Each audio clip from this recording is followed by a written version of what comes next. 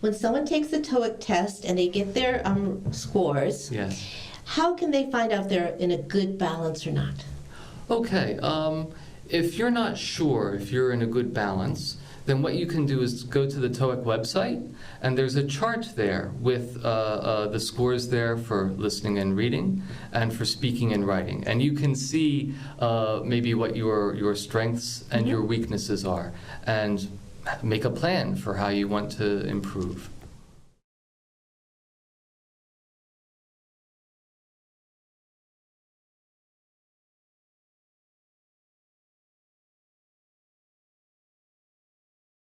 Now, I have a question about pronunciation. That's kind of difficult for the Japanese to listen and compare and then actually to speak.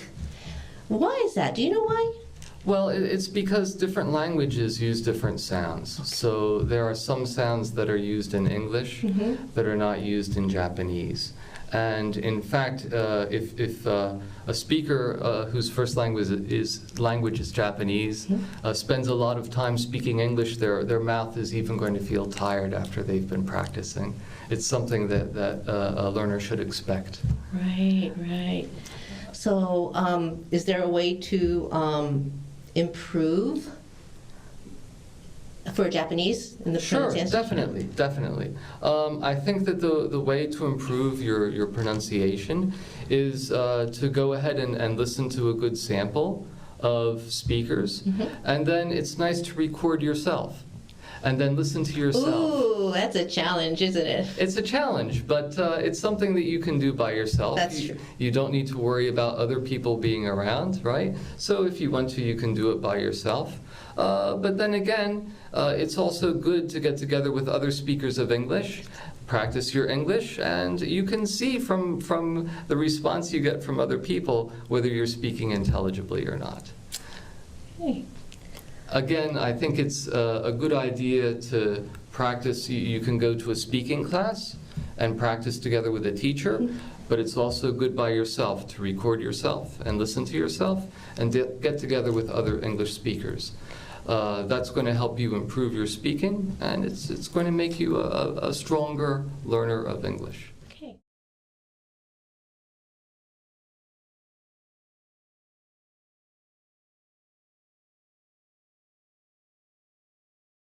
Now, do you have a message for podcast listeners? Sure, definitely. Learning a second language can be difficult sometimes. And I know that in Japan there's very strong instruction in listening and reading, but I think it's important to be a balanced person. To know a language well, yes, you do want to be able to listen to other people's ideas. You do want to be able to read other people's ideas, but you also want to express your own ideas through speaking and writing.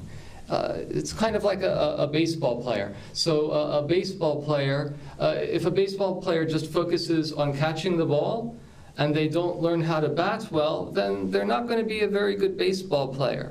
And it's the same way with English. You want to be able to be good at listening and reading, the receptive skills, as well as speaking and writing, the productive skills. So I encourage you to work hard and become a well-rounded person. I'm sure that if you work hard at all four of those language skills, then it's going to be very easy for you to get a job. Okay, our time is up. Thank you, Mr. Anderson. Thank you. And I hope you listeners find this very useful. I'm sure you will. I'm Risa Shiraishi.